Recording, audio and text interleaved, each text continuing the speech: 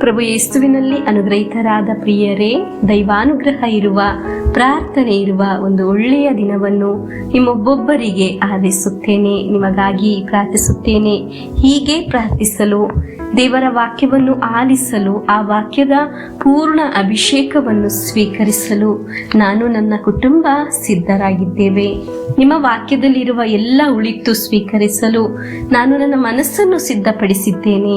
ಪ್ರಿಯರೇ, ದೇವರ ವಾಕ್ಯ ಆಲಿಸಲು, ದೇವರಲ್ಲಿ ಆಶ್ರಯಿಸಲು, ಆ ವಾಕ್ಯದಲ್ಲಿ ಅನುಗ್ರಹವನ್ನು ಸ್ವೀಕರಿಸಲು ನಮಗೆ ಸಾಧ್ಯ. ಆಮೇನ್. ಹಾಗೆ ಒಂದೊಂದು ಕೆಲಸವನ್ನು ನಾವು ಪ್ರಾರಂಭಿಸುವಾಗ ಅನೇಕ ಅನುಗ್ರಹಗಳಿಗೆ ಕಾರಣವಾಗುತ್ತದೆ. ಒಂದು ಹೂವಿಗೆ ಸುಗಂಧವಿರುವ ಹಾಗೆ, ಮಕರಂದ ಇರುವ ಹಾಗೆ, ನಾವು ಆಲಿಸುವ ಒಂದೊಂದು ವಾಕ್ಯದಲ್ಲಿ ಅನುಗ್ರಹ, ಉಳಿತು, ಅಭಿಷೇಕ ಉಂಟಾಗುವುದು. ನಮ್ಮ ಜೀವನದಲ್ಲಿ ವಿಜಯವು ಸಂಭವಿಸುವುದು. ಅನೇಕ ವ್ಯಕ್ತಿಗಳು ಹೀಗೆ ಆಗಿದೆ ವಿಜಯದ ಪಥದಲ್ಲಿ ಸಾಗಿರುವುದು. ದೇವರನ್ನು ಆಶ್ರಯಿಸಿ ಅವರ ಎಲ್ಲಾ ಕಷ್ಟ ಸಂಕಟಗಳನ್ನು ಗೆದ್ದು ಉನ್ನತಕ್ಕೆ ಏರಿದ್ದು. ಹಲ್ಲೆಲೂಯಾ. ದೇವರ ಅದ್ಭುತಕರವಾದ ಸಂಭವ ಹೀಗೆ ಪ್ರಕಟವಾಗಲಿ. ಆಮೇನ್. ಲೂಕನ ಶುಭ ಸಂದೇಶ 2ನೇ ಅಧ್ಯಾಯ 25 ಮತ್ತು 26ನೇ ವಾಕ್ಯವನ್ನು ಆಲಿಸೋಣ. ಆಗ ಜೆರುಸಲೇಮಿನಲ್ಲಿ ಸಿಮೇನೋನ ಎಂಬ ಒಬ್ಬನು ವಾಸವಾಗಿದ್ದನು. ಸತ್ಪುರುಷನು, ದೈವಭಕ್ತನೂ ಆದ ಇವನು ಇಸ್ರಾಯೇಲ್ ಜನತೆಯ ಉದ್ಧಾರಕ ಯಾವಾಗ ಬರುವನೋ ಎಂದು ನಿರೀಕ್ಷಿಸುತ್ತಾ ಇದ್ದನು.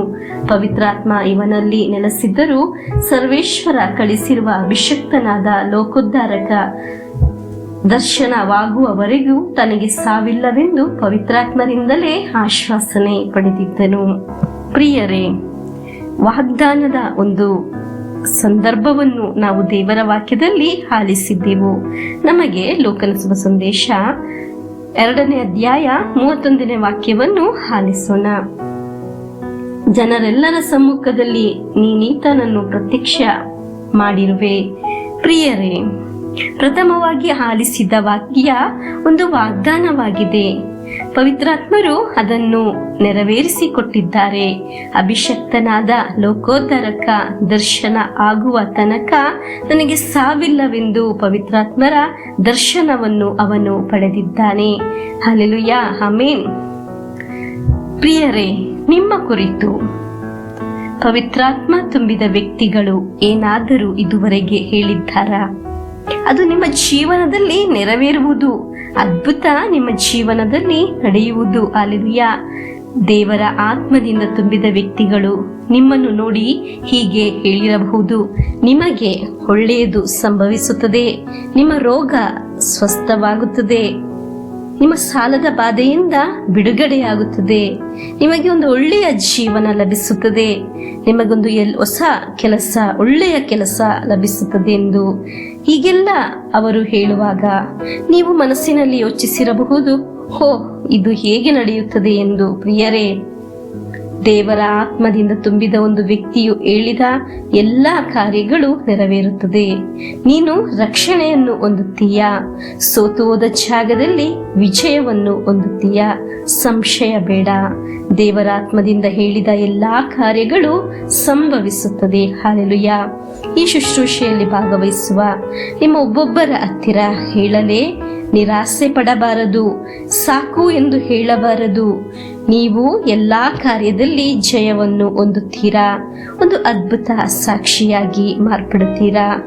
ದೇವರು ನೀಡುವ ರಕ್ಷಣೆಯನ್ನು ನೀವು ಅನುಭವಿಸುತ್ತೀರಾ. ಪ್ರಿಯರೇ, ಪ್ರಾರ್ಥಿಸಲು, ದೇವರ ವಾಕ್ಯವನ್ನು ಆಲಿಸಲು ಸಿಗುವ ಒಂದೇ ಒಂದು ನಿಮಿಷವೂ ಸಹ ನೀವು ವೇಸ್ಟ್ ಮಾಡಬಾರದು. ನಾಳೆಗಳಲ್ಲಿ ಅದು ಅನುಗ್ರಹವಾಗುತ್ತದೆ.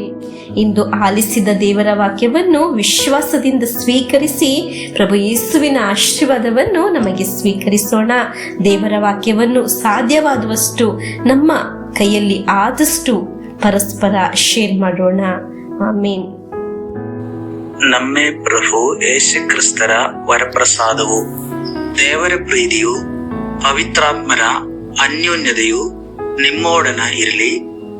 ರೋಗದಿಂದ, ಅಪಘಾತದಿಂದ, ವಂಚನೆಯಿಂದ, ನಿರಾಶೆಯಿಂದ ಸ್ವರ್ಗದ ದೇವರು ನಿಮ್ಮನ್ನು ಅದ್ಭುತವಾಗಿ ಸಂರಕ್ಷಿಸಲಿ. ದೀರ್ಘಾಯುಸ್ಸು, ಆರೋಗ್ಯ, ಸಮಾಧಾನ, ಸಂತೋಷ ಉಂಟಾಗಲಿ.